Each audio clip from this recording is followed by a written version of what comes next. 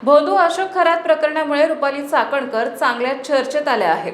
चाकणकरांचे खरात सोबत photo video viral झाले, ज्यामुळे चाकणकरांच्या अडचणी वाढतच चालल्या आहेत.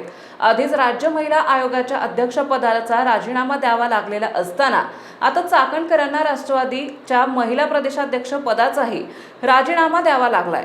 यावरून राजकीय वर्तुळात प्रतिक्रिया उमटू लागल्या आहेत. सामाजिक कार्यकर्त्या तृप्ती देसाई यांनी काय म्हटल्यात पाहूयात. खरात प्रकरणात रुपाली चाकणकर यांनी महिला आयोगाचा ज्या दिवशी राजीनामा दिला त्याच दिवशी जो आहे तो प्रदेशाध्यक्ष पदाचा राजीनामा येणं गरजेचं होतं. कारण त्यांच्या पक्षाची प्रतिमा खराब होत होती आणि ज्या पद्धतीनं तपास वेगवान सुरू आहे त्या प्रदेशाध्यक्ष पदावर सत्ताधारी पक्षात असताना दबाव आला असता त्या तपासावर, त्यामुळे त्यांनी तो राजीनामा द्यावा किंवा त्यांची हकालपट्टी व्हावी अशी मी मागणी केली होती. पण आता देर आहे दुरुस्त आहे असं म्हणावं लागेल. आता त्यांचा जो आहे तो राजीनामा तब्बल अशोक खरातला 10 दिवस अटक केल्यानंतर आलेला आहे आणि आता दोन्ही राजीनामे दिल्यामुळं त्यांच्या जो आहे तो तपासाचा मार्ग मोकळा झालेला आहे. एसआयटी लवकरच त्यांना जे आहे ते तपासासाठी बोलवून घेईल आणि अनेक गोष्टी ज्या आहेत त्या जनतेच्या समोर